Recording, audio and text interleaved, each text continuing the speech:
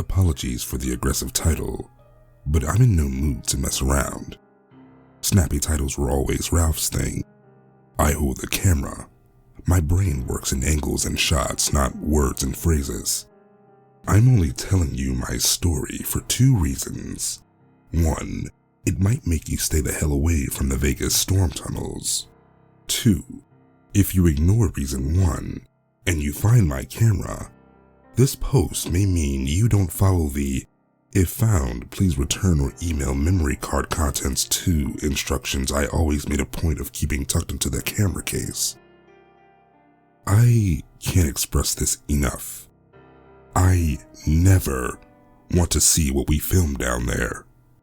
The thought that there's even a slight chance some naive, well-meaning urban explorer could find my camera and deliver evidence to me that what I've been drinking to forget did actually happen, well, let's just say it pushed sobriety further away than it's ever felt. Hopefully after reading this, none of you will want to go knocking around down there anyway. That's kind of the goal. As my AA sponsor pointed out to me, nobody can find what nobody is looking for. If you've never heard of the storm drain network under Las Vegas, or the homeless community that has set up a city down there, stop reading now. I've already told you too much. You don't need to know anymore. Just stay the hell away from Vegas and live the best and most fulfilling life you possibly can. If you're one of the millions that are aware and have been considering a visit, you're the people I want to grab by the collar and shake furiously until you agree never to give in to the temptation. It's not worth the risk. There's more down there than even the most elderly of the tunnel folk know. The only reason the police aren't evacuating the tunnels as we speak is that I already tried going to them because I'm not an idiot. They made it very clear that if I press the matter further, they have me sectioned. I'm not surprised. As soon as I start talking about this, the terror returns and I start raving like a lunatic. There's no other word for it. Why do you think I'm writing this down and not making a vlog? I did try. There's just no way that a level of obvious, abject panic, eyes bulging to bursting point and a forehead wet with fierce sweats would be interpreted as hard drug use. For context, it was the second time I had been to Nevada to film the tunnel community. If you search for Las Vegas tunnel community on YouTube, there's a load of videos with view counts raking in the hundreds of thousands, even millions. I won't say which, but there's one video from a notable indie, not so much these days, millennial-focused media company. If you've seen that video, you've seen my first tour of the hidden world below Vegas. I don't want to give away any more than that for reasons you'll understand by the time we're finished. The second trip, the one with Ralph, came off the back of that. He was a Vegas native, and through hearsay and gossip, had come to learn that one of his former schoolmates had found their way down to a subterranean life underneath the desert city. Ralph's idea for his documentary was simple. Track down his old classmate, find out their life story and how he ended up living in the dark storm drains below Vegas. It was a good idea. Netflix was interested in the pitch, and so was I. That's why I said yes when he tracked me down and offered me the gig. After I got off the plane, we wasted no time heading to the outskirts of the city. There are more than 1,000 people living in the drains, and not all of them take kindly to outsiders, especially ones with cameras. I had a contact in the tunnels from my last visit and knew which of the wide concrete entrances we could use without risking Ralph or I never returning. Well, that's what I thought at the time. You never know how ignorant you are until life slaps you in the face with your own stupidity. One of the reasons people are so drawn to footage and stories of the tunnel communities under Vegas is how much infrastructure the semi-permanent residents have managed to create. Water, power, even a rudimentary messaging service to get news or requests between the various pockets of subterranean activity. My contact, Trish, had access to a cell phone, and arranging for Ralph and I to meet her was much less a hassle than the process of slowly gaining her trust had been the first time around. When she met us at the entrance, I was greeted with a hug. Ralph was greeted with a sidelong, untrusting glance. This was even after I introduced him and explained why he was here. Most of the tunnel dwellers find themselves there after living less than legal lives. Some are wanted. Cameras aren't exactly welcome sights, so it took me a while to assure her that Ralph and I were only there to find and interview a specific person. She still seemed skeptical, but agreed to show us around. Trish was skinnier than when I saw her last, although this isn't really surprising. For all the amenities, they've managed to jerry-ring down the damp and dark. A steady and reliable supply of sustenance was never a guarantee. These days, Trish was little more than a mess of black hair and slack skin draped across a wire frame. The track marks on her arm painted the rest of the bleak picture. Ralph was lucky he contacted me when he did, I thought. Another few months, and she may not have been around to grant us amnesty in the world beneath the strip. Ralph had a photo of his old schoolmate. I'll be honest, I don't remember what he looked like. Ralph showed me the photo several times too.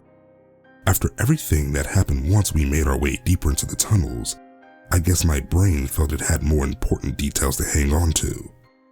I'd happily trade any of the flashbacks and nightmares for that trivial memory, but it was just that, trivial. If you know what a MacGuffin is in movies, you'll understand why trying to scrape together what I can remember of the details Ralph gave me as we followed Trish down the pitch-black passages is a waste of time.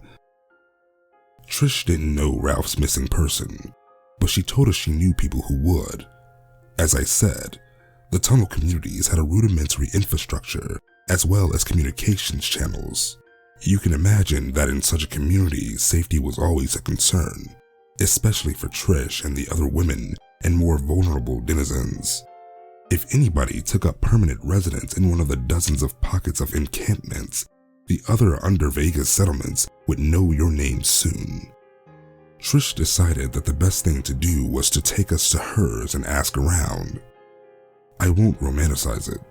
The tunnel villages aren't all the bohemian counterculture communes some filmmakers like to paint them as to make a statement about consumerism.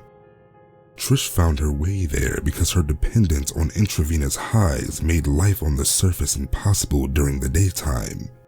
Hers was a story of despair, a sympathy-inspiring perfect arrangement for unfortunate circumstances. The others, though, some of the others hid from the world above for reasons devoid of innocence or decency. I had to warn Ralph about this. There were settlements which had never been filmed because people who went there never came back. Between the 1970s and 90s, there were consistently more than 100 serial killers operating in the United States at the same time, often over 150. That's before you factor in the other real-life monsters like rapists, pedophiles, human traffickers, and the like. A lot of people commit horrific acts, and a lot of them are never caught despite years of intense searching. Let's just leave it at that. It was for this reason that I instructed Ralph to stick close to me and never shine the torchlight away from Trish. You can understand why I was so furious when after 20 minutes of following her through the dark, Ralph dropped the torch. "Fuck," he whispered. "Sorry dude, hang on." I heard him splashing and fumbling in the inches of water that lapped at our ankles. "Don't worry bro, it's waterproof." "It better be," I muttered under my breath, then shouted, "Trish, hold on a minute." Ralph dropped the torch. "How come she doesn't need a torch?" the sound of Ralph's voice asked. "Because she lives down here. She's used to it. She can basically see in the dark, right Trish?" "Freaky," Ralph's voice replied. Before I could listen to Trish's jokey anecdote about needing to see in the dark to find your way home when you were less than sober, there was a click followed by the momentary blindness caused when bright lights invade pitch-black spaces. I winced. "Trish?" I repeated, shielding my face from the torchlight to give my eyes a chance to adjust. Ralph continued jabbering away to himself. Dude, glad I sprang for the waterproof one, you know? Wouldn't want to be stumbling around down here in the dark. Can't make an award-winning documentary if you knock yourself out on a low-hanging pipe and drown an ankle-deep drain-off. He laughed at his own joke, then scanned the passage with the torch beam. The light revealed stained concrete walls, scurrying rats, and patches of moss clinging to the cool moisture away from the desert. As my eyes adjusted to the brightness, I realized what it hadn't revealed. Trish? I hazarded again. This time my voice faltered, the pitch at the tail end of the question rising to prepubescent levels. Don't worry, bro, Ralph said, piercing the darkness in either direction with sweeps of the torchlight. She can't have gone far. She shouldn't have gone anywhere, I replied. The light had only been out for a second or two. Before it did, Trish had been stood right in front of Ralph, casting a stick-thin shadow in the rippling water as we trudged on. The water was still now, though, and Trish was no longer in front of us. She was no longer anywhere. Trish? The question bounced down the long tunnels, ricocheting off the pipes and vents peppered along the walls and ceiling. The darkness echoes my voice back to me a few dozen times, taunting me with it, but it offered no sign of our guide. Wait, Ralph's voice came from just behind the torch beam, the absent-minded bravado now gone. Has she actually gone? She can't have done, can she? I asked, although more to the shadows than to the ears as uninformed as Ralph's. The torch was only out a few seconds. We'd have heard the splashing if she'd run, surely. Ralph used the beam to poke and prod the darkness ahead some more. Aside from the occasional beady reflections in the eyes of the rats watching from various hidden cracks and holes in the walls, the way ahead of us was void of life. Showing the way we'd just come, the same attention yielded identical results. Shit, Ralph whimpered. He shone the torch under his chin so I could see his face. His inner brows were raised, cocky, smirk gone. His "trust me bro" expression was replaced with bright eyes and a clenched jaw, then raised the real reason he wanted an experienced guide. He'd been scared, afraid of something exactly like this happening. Listen, I told him. Don't worry. Trish probably just got spooked when you dropped the torch. Let's just wait around a few minutes. If she doesn't come back, we'll just turn around and walk the way we came, right? Ralph nodded, gulping. He didn't look too convinced as he went back to patrolling our small section of the waterlogged tunnels with the reassuring illumination of the torch. I'll be honest, there wasn't much I could say to placate him. I'd been fully aware of how dangerous these tunnels can be before coming here, more so than Ralph. All my experience did for me was turn my stomach in knots. Ralph was worried we may be in trouble. Beads of sweat were forming on my hands and palms because I knew we were. I decided to do my best to not let him see that, though. Being stuck down here with a panicking Ralph was much more frightening prospect than a calm one. Screams carry down here, and you don't always know who'll find them. After 10 minutes of waiting, Ralph shone the beam under his chin again. She's not coming, he said, eyes still wide and darting. Take me back. Now. Yeah, let's go, I replied, ignoring the barked order of his tone. It's crazy to think that at that point, I still fully believed I'd go back to the hotel, then return tomorrow to meet Trish again, accept her apology, then find Ralph's friend and make a film good enough to get on Netflix. My genuine concern as we waded back through the dank, echoey way we'd come was making sure Ralph didn't get so spooked he called off the project. Considering how things panned out once we reached the first splitting of the tunnels, reading out loud that those were the kind of concerns I had feels ridiculous. Jesus, I'm actually laughing, but what a fucking idiot I was. Is it left or right? Ralph was stood in front of the junction where our tunnel split along two paths. He hadn't spoken since we set off on our return journey. The quiver at the edge of his words told me all I needed to know about how he was holding up. To be fair to Ralph, I was in exactly the same position. The sight of the tunnel forking off made me realize getting lost down here was becoming an increasingly likely outcome. Left, I replied, trying to mask the wavering in my own words and utterly failing. We didn't turn any corners when we came down here, I think, yeah? The right one's at a weird angle. We'd have noticed a turn like that, wouldn't we? Yeah, of course. Yeah, of course. Yeah, of course, we would have noticed. I admired Ralph's attempts to talk himself into confidence. The truth is, I had no idea whether we'd turn any corners before Trish vanished.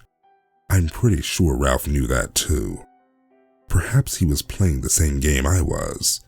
Maybe he still thought the only thing at risk was the project and our working relationship. The bobbing light ahead of me took a step forwards, then shot vertically towards the ceiling. Ralph yelled, and there was a loud splash from the same direction. I could see in the strobe lighting from the torch spinning through the air that he'd slipped on his ass and must have thrown it in the air as he fell. I tripped on something.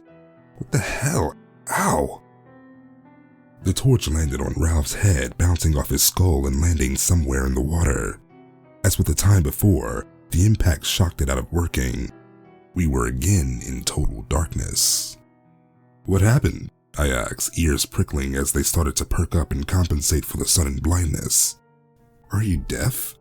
I said, fucking hell, that torch was heavy. I said I tripped on something. Something in the water. I could hear the splish splash of him fumbling around in the underspill, searching blindly for our light source. Hold on, I said. My camera has a nod attachment. You mean night vision? If you're 12, I muttered under my breath, rummaging around my case and praying I didn't drop any of my definitely not waterproof spare batteries or memory cards. After a few minutes, I managed to hook up my nod lens. In total darkness, I might add, and with sweaty palms. There was a ping as the camera whirred to life, and then I was bathed in the faint green glow of the LED viewfinder. I screamed so loudly, cement dust fell from the damp ceiling. At the moment the scream swam into focus, the lens had been pointed at Ralph. He was still sat in the ankle-high river, sifting through the opaque liquid in a fruitless bid to find the torch. It was also pointing at something else, something long and slimy and pulling in the water around Ralph. Hair. A tangled mess of jet black, very obviously human hair. At the center of the mass, a few feet away from where Ralph was crouched, there was a lump. A lump that my brain desperately tried to convince me wasn't the back of somebody's head. Unfortunately, I knew this was a lie. I recognized the back of that head. Only half an hour ago, I had been staring at it as its owner led us through the tunnels. Dude, what the fuck? Ralph yelled in my direction, rising to his feet. As he did, some of the hair caught around his ankle, yanking the lump in the water. Even through the grainy view, I knew the face that had turned over, staring pale-eyed and slack-jawed at the ceiling. It was Trish. But it wasn't all of Trish. Other than her head and unkempt mass of hair, the rest of her was missing. Gone from the neck down. I registered the bile pricking the back of my throat long after it was too late to stop myself puking. I bent over, retching into the wet void. Man, are you okay? I grabbed Ralph in the dark and yanked him towards me, away from the floating web of hair. I fumbled around for the back of his head, pushing his face towards the screen to prove to myself that I wasn't going mad. It was Ralph's turn to scream, and scream he did. A piercing howl several octaves above what one would expect from a grown man. He also ran. Before I could stop him, he bolted down the right-hand fork of the tunnel junction. I yelled out in the direction of his footsteps, but before long, the splashing and his unrestrained wailing were a distant echo in the audible horizon. To be fair to Ralph, he wasn't alone in running. Believe me when I say, though, I had no intention of spending any time around Trish's severed head. The reason Ralph managed to disappear into the darkness before I could follow was simple.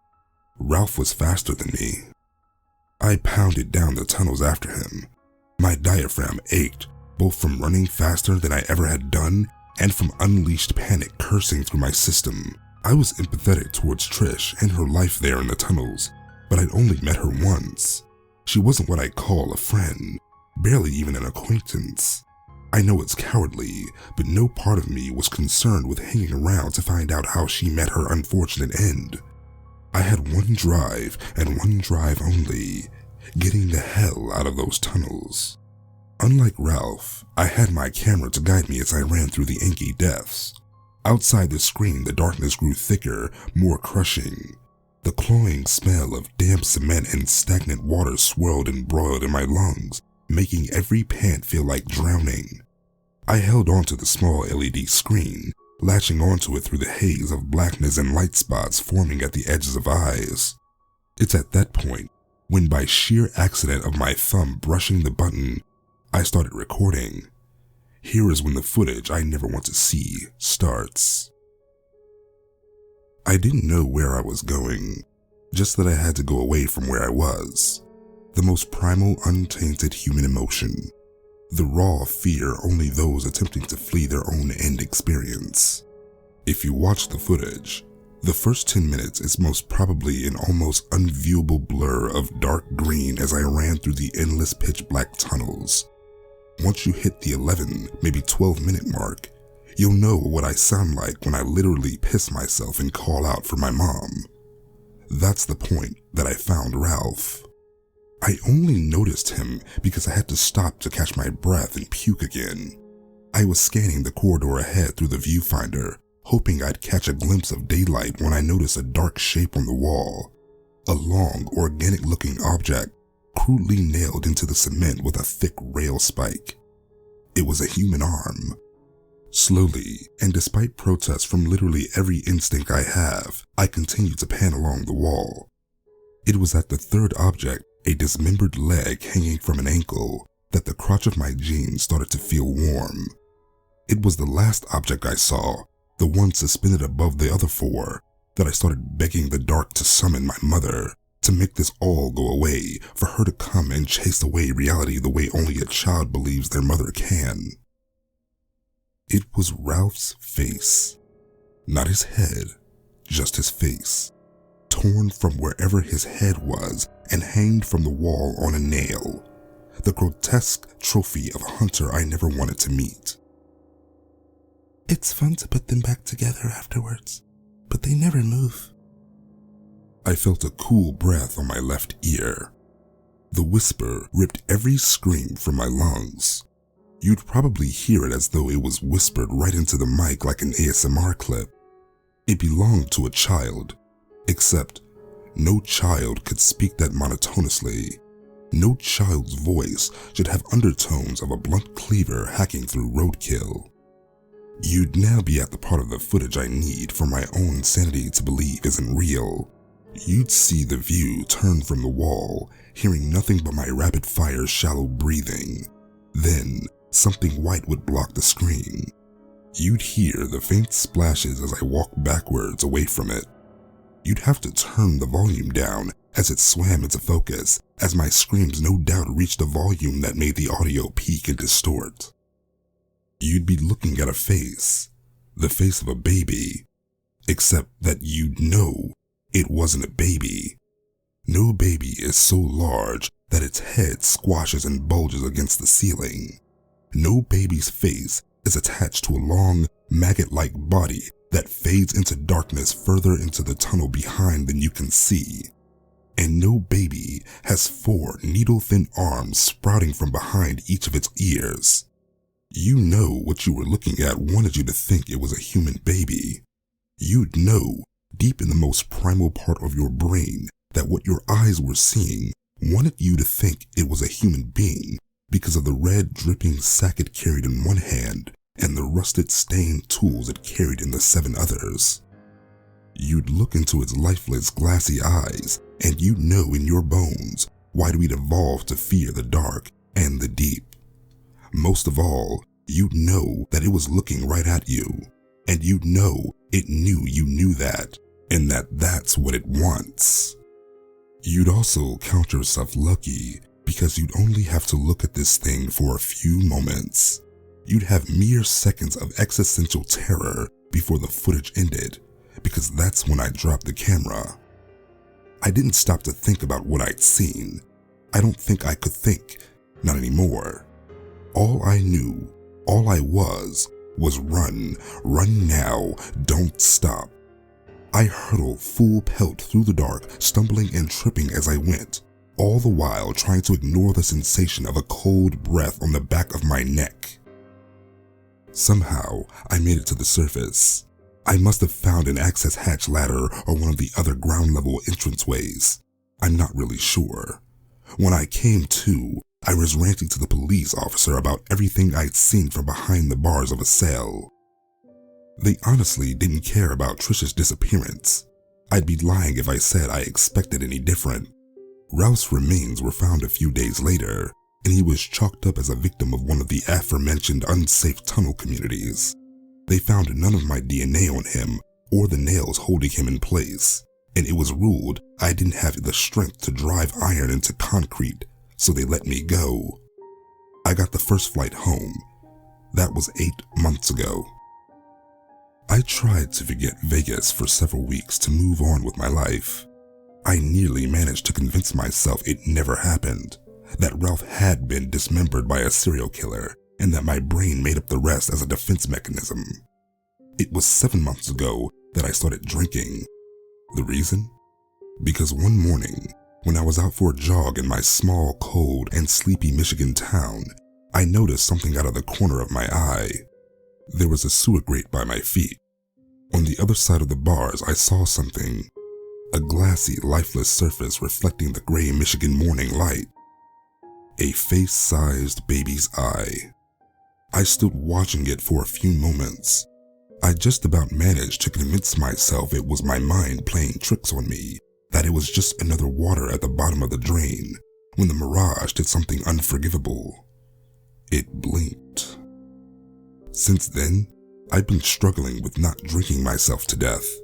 I leave the house to get booze on the good weeks, attend AA meetings on the bad.